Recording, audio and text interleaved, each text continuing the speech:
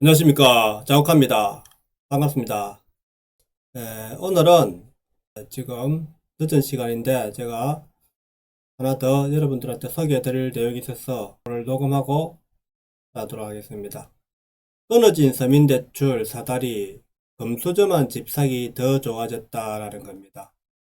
계속해서 우리가 그죠, 이 정부가 현 정부 정책이 사실은 서민들을 위한 게 아니고 부자들을 위한 정책이란 말입니다. 이때까지 한 게. 작년 사상 최대 주택 거래에도 디딤돌 보금자리론 실적 감소, 대표적 서민 이용 정책 상품, 집값 급등의 대출 가능집 줄어, 뜬금없는 흙수저 매수길 막혔다는 겁니다.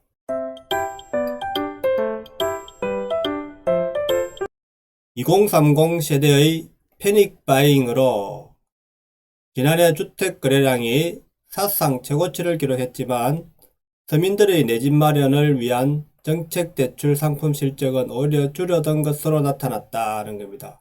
자, 서민을 위한 정부입니까? 이 정부가? 그죠? 최근 들어 집값이 급등한 가운데 대출 기준 등이 과거에 머물러 있다 보니 정책 대출을 이용하고 싶어도 못하는 상황이 나타난 것이다 라는 겁니다. 자, 대출을 자꾸 쪼으면 누가 손해봅니까? 서민들이 손해보죠. 돈 많은 부자들이 왜 손해를 보겠습니까? 손해를 볼 이유가 없지 않습니까? 전문가들은 무주택 서민들의 내 집 마련을 돕고 공학 매수를 잠재우기 위해서라도 대출 규제 완화가 필요하다고 한 목소리를 내고 있다. 자, 이 서민들을 대출 억제해갖고, 그죠? 지금 집값을 잡으려는데, 결국에는 시중에 우리가 부자들이 가진 돈이 아무리 대출 억제가 이 사람들이 더 많은 자금이 있기 때문에 시장이 지금 불공정한 게임이 됐단 말입니다. 그죠? 대출이라는 것은 자, 건물값, 그죠? 우리가 집값, 물건값, 물건의 그죠? 가치에 대하여, 물건의 가치에 대하여 우리가 대출 가격이 결정돼야 된단 말입니다. 자, 10억짜리 아파트가 있다면은 여기에 대해서 만약 70%면은 7억 원을 누구나 대출을 해줘야 되는 겁니다. 내가 살 수 능력이 된다면은 물론 이제 저 대출을 해갖고 내가 3억만 있으면은 가능하게 해줘야죠. 누구나 그죠. 왜냐면은 은행이 대출을 해주는 경우는 이 물건이 부도가 났을 때 그죠. 만약에 대출 상환이 안 될 때 그런 경매를 넘겼을 때 내가 은행이 원금을 건질 수 있는가 그걸 보고 한단 말입니다. 그런데 대출을 그죠. 갚을 능력이 있느냐에 가지고 이제 은행에서 대출해 준다면 그래서 이제 소득을 보고 이란다니까 그죠. 그런데 이게 다 필요가 없는 거죠. 왜냐하면은 10억짜리 물건에 내가 12억을 대출 받는 것도 아니고 그죠. 딱 70%나 7억이나 60% 6억을 대출 받는 거 아닙니까? 그러면 은행에서 이거는 경매로 넘어가도 이 가치를 이 대출금에 대한 상환을 받을 수 있는 한계만 해주지 은행이 그 이상 안 해준단 말이에요. 1금융은 그죠. 좀 적게 줄 거, 2금융 가면 또 80%까지 해줄 거고, 그죠. 이렇게, 위험 부담 안고 하는 거죠. 그러니까. 그렇게 해야 되는데, 아니, 소득을 그죠. 보고, 재산 능력을 보고, 이렇게 할 필요가 없단 말입니다. 누구나 다 7억씩 대출 해줘야 된단 말입니다. 이래야지 공정한 게임이 된단 말입니다. 그런데, 무슨, 그죠. 규제를 해가지고, 서민들만 자꾸 억제한다 아닙니까? 그죠. 분기별 보험자료론 대출 현황을 보면은 자 2019년 3분기에는 3만 건입니다. 근데 4분기에는 7만 5천 건. 근데 20년 1분기에는 4만 9천 건. 2분기 갈수록 줄어들죠. 그죠 이게. 자 보험자료 대출원이 자꾸 줄어들었단 말입니다. 이때까지 한 1년 2020년 들어와서 연도별 대림 대출 현황도 보면은 2017년 18년, 19년, 20년. 자, 18년도 이후로 계속 떨어지고 있죠. 그죠? 대출 현황이. 서민들을, 그죠? 대출을 억제해갖고, 좋은 정책, 부자들만, 그죠? 좋게 해주는 거죠. 이러니까. 역대급 거래량에도 줄어드는 서민 대출. 그럼 누가 제일 유리하겠습니까? 더경제가 주택도시보전공사로부터 입수한 자료에 따르면, 지난해 전국 내 집 마련 디딤돌 대출의 대출 실적은 총 48,000여 건, 대출 총액은 6조 원 가량이었다.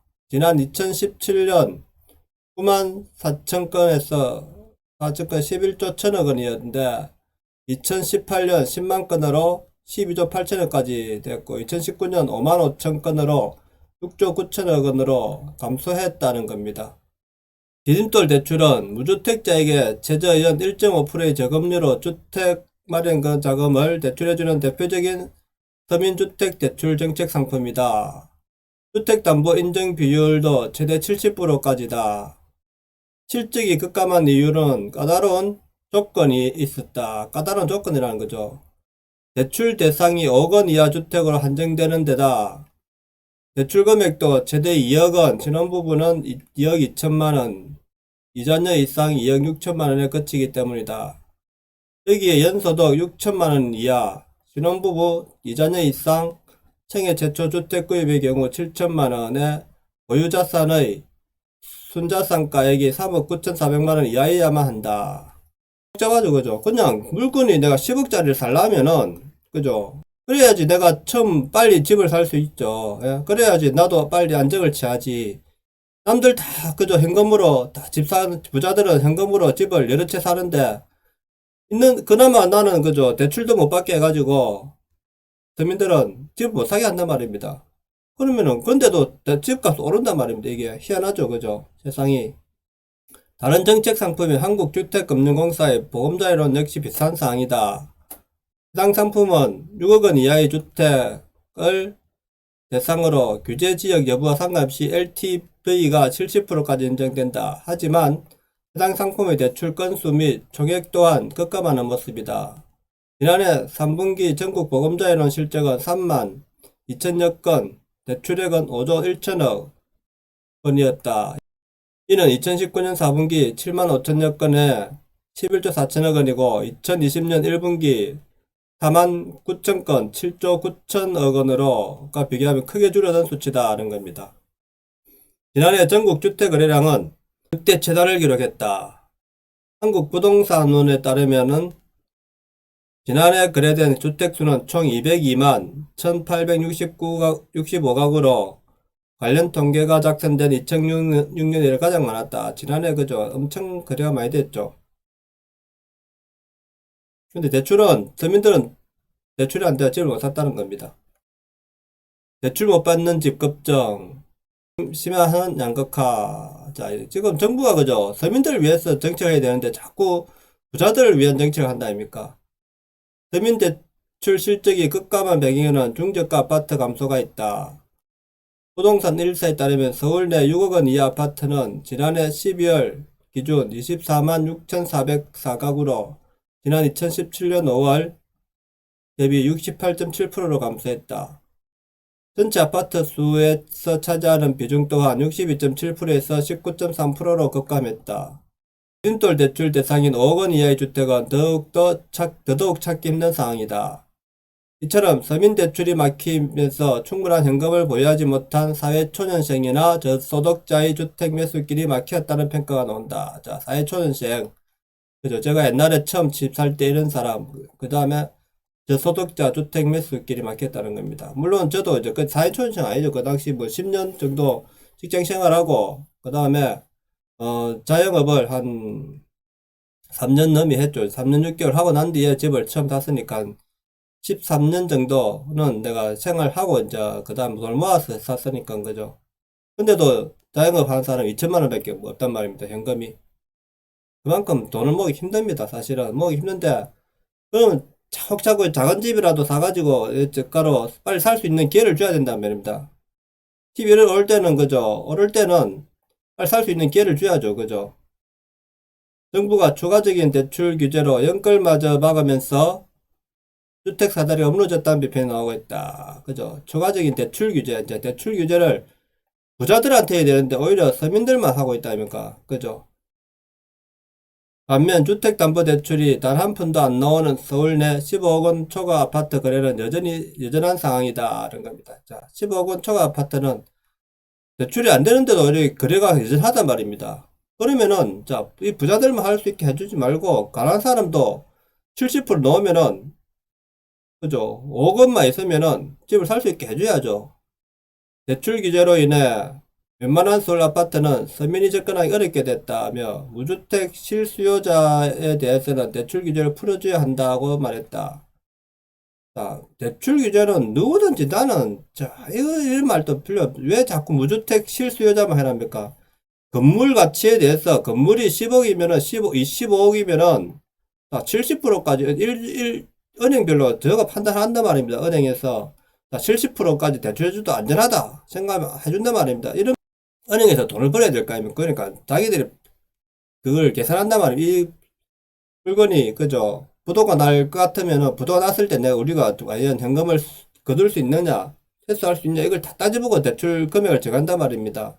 그렇기 때문에 1금융 70%, 2금융은 좀 과감하게 하겠죠. 자기들 그죠? 80% 이렇게 정한단 말입니다.